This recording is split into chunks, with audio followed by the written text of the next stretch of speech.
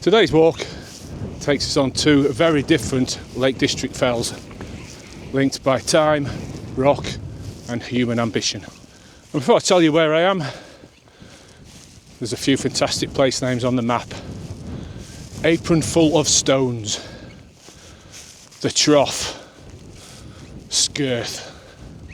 And frequent visitors to the lakes will know that I'm heading up Carrock Fell before continuing on to High Pike.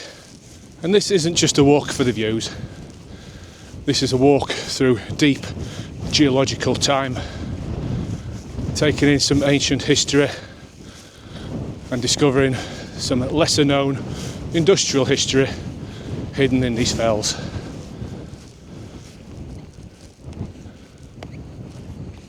So I've parked at the side of the road down by Carrock Beck. Room for about 10 cars, and I put the what three words on the screen now. And the rock type here is gabbro, and it was formed about 500 million years ago when the world was a much more violent place.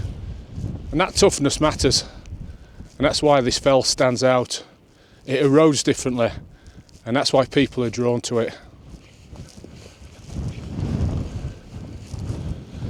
And Wainwright described Carrock Fell as the second most interesting fell in the Northern Fells, and that was after Blencathra. And I think the reason he describes it as interesting is because of the geological history here. So a 2.5 hour drive from West Yorkshire up to the lakes, and it's been raining all the way. However, it's a little bit brighter here. There's a little drizzle in the air, but it's still a waterproof zone type of day. So at the moment, visibility here is quite good. But we're going up into that. It's a good opportunity to practice some navigation. And we've come up this path here, and we're just at this footpath junction here. We want to be taking the left-hand footpath, takes us up towards Carrock Fell. This one eventually filters out, but possibly does lead to the same place. But we're taking the left-hand one, and we're looking for a little kink in the path here. That's my tick-off point. We get to the main track, and then we should see the cairn at the top of the fell. So I'm using a map and compass to navigate today. I do have my phone, and the map's downloaded onto my phone as a backup. And the plan is, from the car park, up Carrock Fell, and then we're going to head to one of the Mountain Bothy associations, Lingy Hut Bothy. Stop for some dinner there, make a brew, before continuing on to High Pike. And one of this year's challenges was to finish off the Wainwrights. And of course, Carrock Fell and High Pike are both Wainwrights. So hopefully, by the end of today, that'll be another 2 ticked off. And I've used Graham Mooney's excellent Walking the Wainwrights book for today's route. Now we're on the slopes of Carrock Fell, and it immediately feels different to other fells. The rocks here are much harder, darker, more angular than the surrounding fells.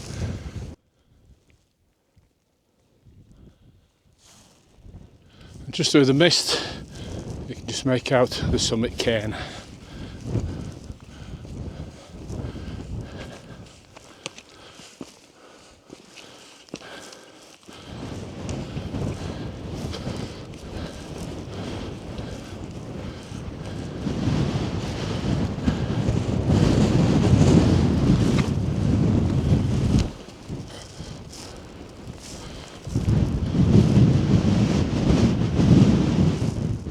And up here on the summit is something you might not expect.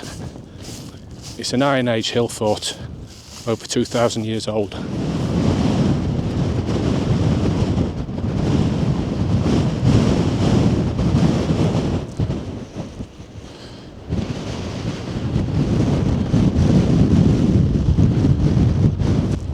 I did consider bringing the drone up here, an aerial view of the wall, so you could see how big this fort was.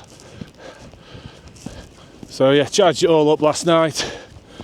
As soon as I got out of the car, I realised it was going to be too windy and visibility poor, so I've not brought it with me. Left it in the car.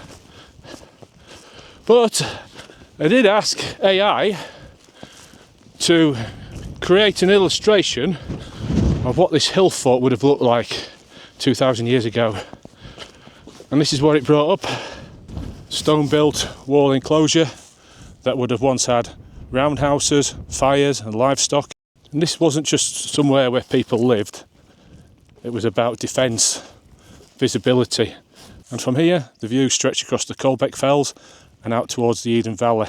And on a clear day, you can see the hills in Scotland and the Solway Firth.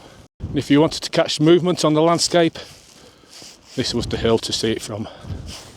So from Carrock Fell, I'm going to head up to Round Knot, measure the distance and taking a bearing, up to the Cairn, Milton Hill, follow the footpath up to Hairstones, and then we're going to drop down to Lingy Hut Bothy down here.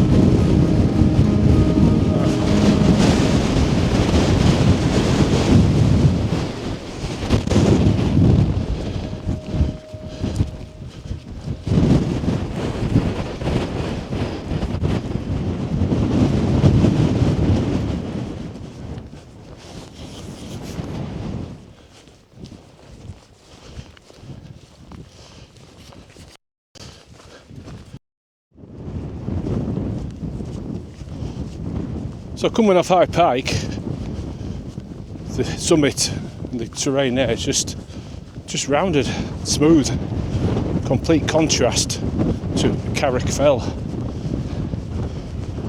As we carry on down the Cumbrian Way, there's a few clues in the titles of places. It's a red cover cloth. I suspect that the red has come from the iron ore that's in the rock here, the hematite that's in the rock. So sometimes the place names can give you clues. Bow Fell, for example, there's a place called Ore Gap, and then when you get up there, it's just iron ore. It just goes red. It goes from dark to red. So it gives you a clue. So we should be looking for a footpath off to the right here soon. That takes us down to some mines.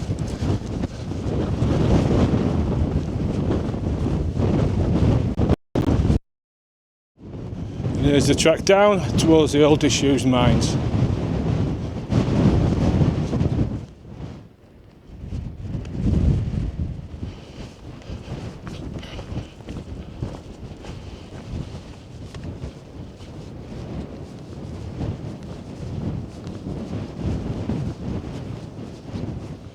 A long time after the Iron Age, people returned to Carrock Fell for another reason: mining.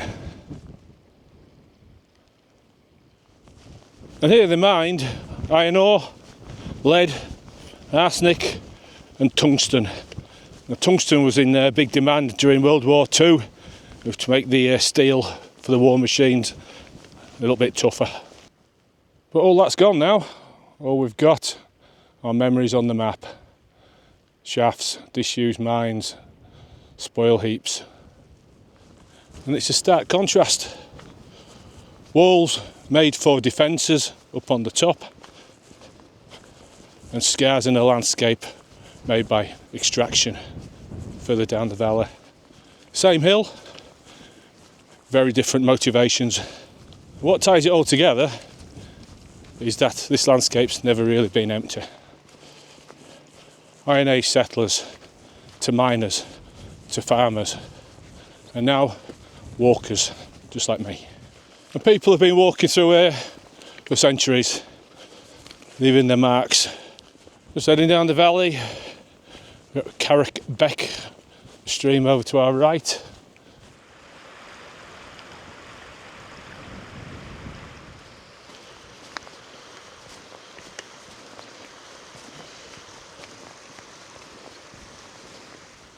So near the top of the valley, I got my phone out to see if I could get a signal and do a little bit of research on the mining history.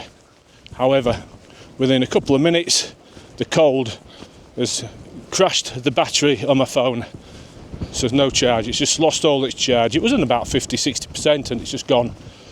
So if I had have been navigating using just my phone, I'd have been in a world of trouble. So map and compass every time, phone as a backup only. So this walk doesn't scream out for attention, it rewards you quietly with history, with geology and time to think. From volcanic eruptions to Iron Age strongholds to industrial mining to modern day walking boots. And this landscape's been changing for at least 500 million years, and we are just the latest chapter. So I can see why Wainwright found this place quite interesting. So Carrock Fell, it's been a fortress, it's been a workplace, and now it's a place to walk and reflect. So the moral of this story really is we just slow it down and read the landscape, you'll understand it better. It's been a cracking little walk and I have thoroughly enjoyed it. And if you've enjoyed it, don't forget to give us a like and subscribe. And until next time, that's me signing off, and thanks for watching.